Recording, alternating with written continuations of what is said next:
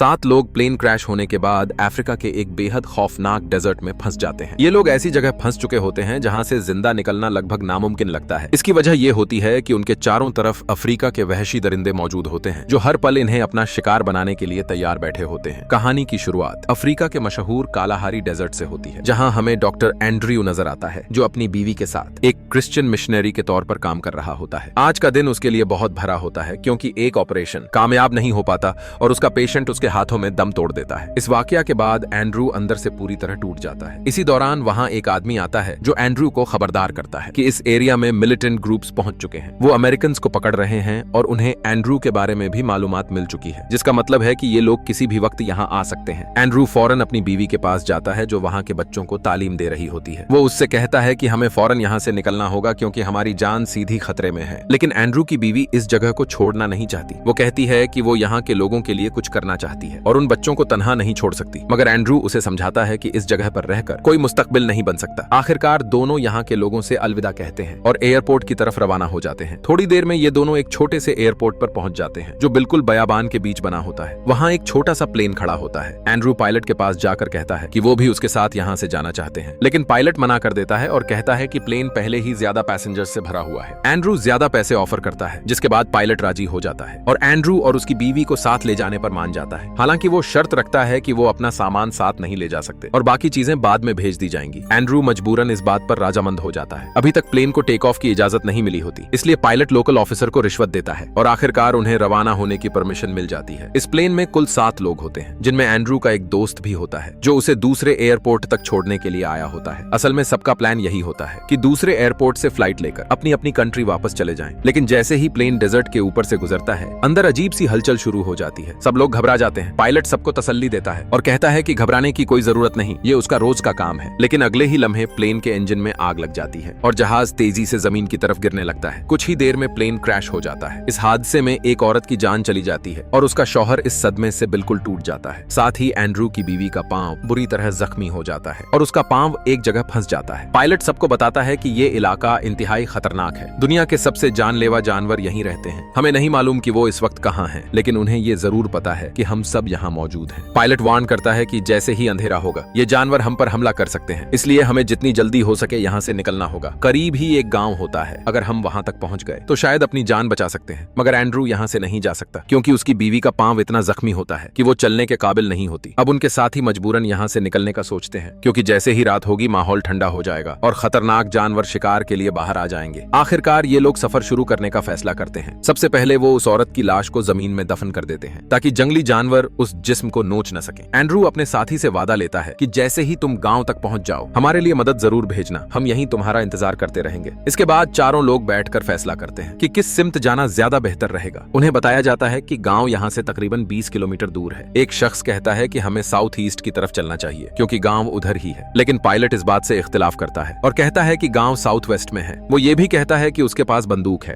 और जो अपनी जान प्यारी समझता है वो मेरे साथ चले। मजबूरन सब लोग पायलट के साथ चलने पर राजी हो जाते हैं और फिर ये सब इस खतरनाक रेगिस्तान में गांव की तरफ रवाना हो जाते हैं। कई घंटे चलने के बाद भी दूर दूर तक गांव का कोई निशान नजर नहीं आता। सब लोग हद से ज्यादा थक चुके होते हैं और गर्मी की वजह से इंतहाई प्यासे भी। पायलट के पास थोड़ा सा पानी होता है जो सब मिलकर आपस में बांट लेते हैं। उनके सामने एक बुलंद चट्टान होती है। पायलट का अंदाजा होता है कि चट्टान के दूसरी तरफ गांव जरूर होगा। ये लोग मुश्किल से चट्टान पर चढ़ जाते हैं, लेकिन ऊपर पहुंचकर जो मंजर देखते हैं वो उन्हें हिलाकर रख देता है। वहां गांव का दूर दूर तक कोई नामो निशान नहीं होता, सिर्फ लामुतना ही रेगिस्तान होता है जहां जाना मतलब सीधी मौत होती है। इसी वक्त वो शख्स जो पहले साउथ ईस्ट जाने की बात कर रहा था पायलट से बंदूक छीन लेता है। वो गुस्से में कहता है कि मैंने तुम सबको पहले ही समझा दिया था कि हम गलत डायरेक्शन में जा रहे हैं, अब हम साउथ ईस्ट ही जाएंगे। लेकिन बाकी लोग इस फैसले से इत्तेफाक नहीं करते। वो कहते हैं कि बेहतर होगा कि हम वापस प्लेन की तरफ चलें क्योंकि वो जगह ज्यादा महफूज है। वहां पहुंचकर हम फिर किसी और सिमत का रुख कर सकते हैं। मगर बंदूक वाला आदमी अपनी जिद पर कायम रहता है और अकेला ही अपनी पसंद की डायरेक्शन में निकल जाता है, जबकि बाकी लोग प्लेन की तरफ वापस चल देते हैं। सब लोग बहुत ज्यादा थक चुके होते हैं, लेकिन किसी तरह जल्दी प्लेन तक पहुंच जाते हैं। लेकिन वहां पहुंचकर न तो एंड्रू होता है और न ही उसकी बीवी। हर तरफ खून ही खून होता है और प्लेन के ऊपर शेर के पंजों के वजह निशान होते हैं। अब सबको समझ आ जाता है कि शेर ने इन पर हमला किया था और एंड्रू की बीवी जान से जा चुकी है। ये मंजर देखकर सब लोग बुरी तरह डर जाते हैं क्योंकि शेर दोबारा भी वापस आ सकता है। अपनी जान बचाने के लिए वो लोग थोड़ा आगे की तरफ बढ़ते हैं। तभी अचानक एंड्रू वहां पहुंच जाता है और पायलट को पकड़कर जमीन पर गिरा देता है। वो इंतहाई गुस्से में होता है और चीख चीख कर कहता है कि आज हम सिर्फ तुम्हारी वजह वजह से यहाँ फंसे हुए हैं। एंड्रू पायलट पर इल्जाम लगाता है कि तुम लालच में अंधे हो गए थे, तुमने पैसों के लिए प्लेन को हद से ज्यादा भरा, उसमें अपना पर्सनल सामान भी भर दिया, जिसकी वजह से प्लेन क्रैश हो गया। वो कहता है कि मेरी बीवी जख्मी हुई और बाद में शेर ने उसे मार दिया, उसकी मौत का जिम्मेदार सिर्फ तुम हो। एंड्रू पायलट को जान से मारने ही वाला होता है कि तभी एक आदमी फ्लेयर गन चला देता है और एंड्रू को पीछे हटने का इशारा करता है। इसी वक्त सबको हकीकत का पता चलता है कि पायलट अपने प्लेन में कीमती जंगली जानवरों के सींग और उनके बॉडी पार्ट्स ले जा रहा था। दरअसल वो इन चीजों की स्मगलिंग करता था जो बहुत महंगी बिकती हैं। एंड्रू, जो अपनी बीवी की मौत से बिल्कुल टूट चुका होता है, उसके जिस्म के बचे हुए हिस्सों को खुद दफन करता है। साथ ही वो अफसोस से कहता है कि शायद मुझे और ज्यादा कोशिश करनी चाहिए थी। इस पर दूसरा आदमी कहता है कि शेर जैसे दरिंदे के मुकाबले में कोई इंसान कुछ नहीं कर सकता, ये सब किस्मत का खेल था और तुम्हें खुद को दोषी नहीं समझना चाहिए। अब धीरे धीरे सूरज घ्रूब होने लगता है और अंधेरा फैलते ही जंगली जानवर अपनी पनाहगाहों से बाहर आने लगते हैं और तभी उन्हें दूर कहीं से शेर के दहाड़ने की आवाज सुनाई देती है। पायलट बताता है कि हम में से सिर्फ 3 लोग अपनी जान बचा सकते हैं क्योंकि प्लेन का कैबिन अभी भी महफूज है,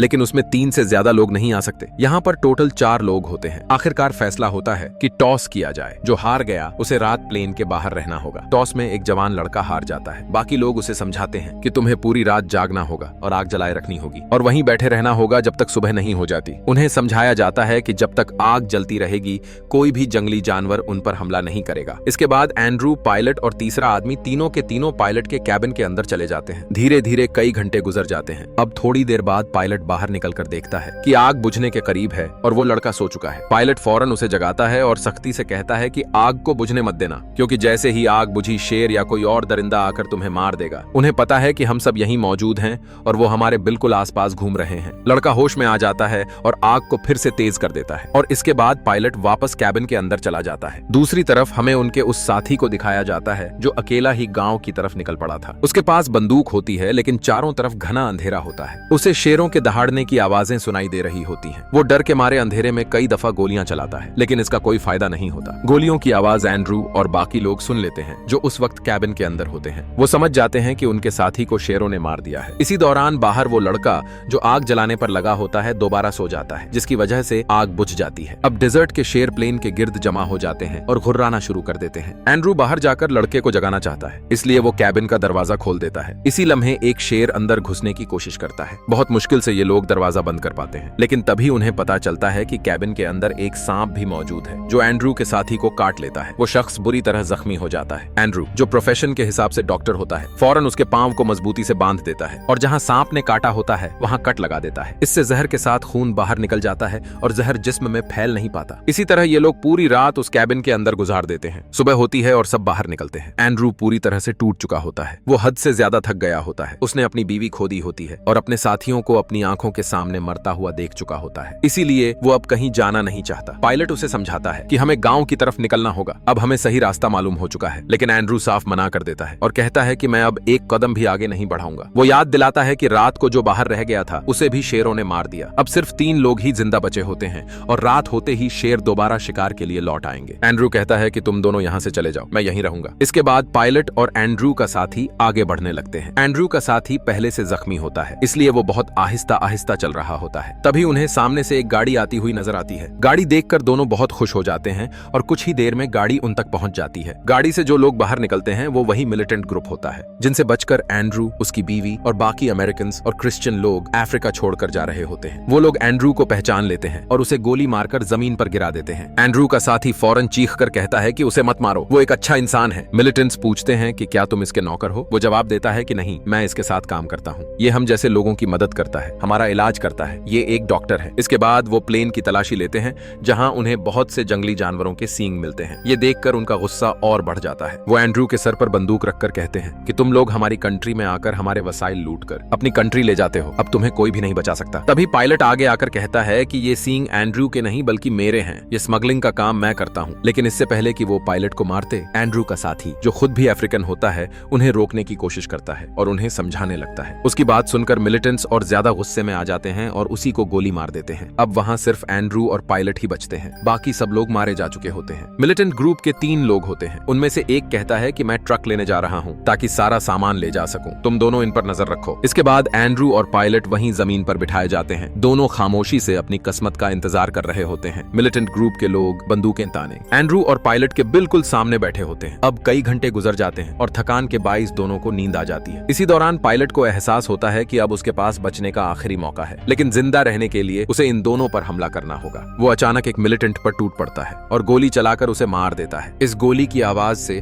दूसरा मिलिटेंट उठ जाता है। बंदूक पर पकड़ के जोर आजमाई होती है। इसी धक्का मुक्की के दौरान गोली मिलिटेंट को लग जाती है और वो भी जान से चला जाता है। एंड्रू उसे बचाने की कोशिश करता है, लेकिन अब कुछ भी मुमकिन नहीं होता। अब एंड्रू और ज्यादा टूट जाता है, क्योंकि उसका काम जिंदगी बचाना है, न कि किसी को मारना। पायलट उसे तसल्ली देता है और कहता है कि हमें फौरन यहाँ से निकलना होगा। मैं तुम्हें यहाँ तन्हा नहीं छोड़ सकता, हम दोनों मिलकर इस जगह से बाहर निकल जाएंगे। एंड्रू खुद भी जख्मी होता है। पायलट उसे सहारा देकर आहिस्ता आहिस्ता अपने साथ लेकर चलता है, लेकिन एंड्रू हद से ज्यादा थका होता है और जख्मों की वजह से कुछ आगे जाकर गिर जाता है। वो पायलट से कहता है कि अब मुझसे एक कदम भी आगे नहीं चला जा रहा। पायलट उसे हौसला देता है और कहता है कि सामने एक चट्टान है, मैं तुम्हें वहां तक ले जाकर मदद लाने के लिए चला जाऊंगा। पायलट एंड्रू को संभालकर उस चट्टान की तरफ ले जाता है। रास्ते में एंड्रू फिर गिर जाता है, लेकिन पायलट हिम्मत नहीं हारता। वो दोबारा उसे उठाता है और आखिरकार चट्टान के ऊपर पहुंचा देता है। वहां से एंड्रू देखता है कि गांव सिर्फ कुछ ही फासले पर है। हकीकत ये होती है कि अगर पहले ही इस डायरेक्शन में आए होते तो शायद सबकी जान बच जाती, लेकिन गलत रास्ता चुनने की वजह से सब कुछ बर्बाद हो चुका होता है। वो शेर जो इनका शिकार करना चाहता होता है अभी भी आसपास ही होता है। दरअसल वो एंड्रू के खून की बू महसूस कर सकता होता है, लेकिन उसे देख नहीं पा रहा होता।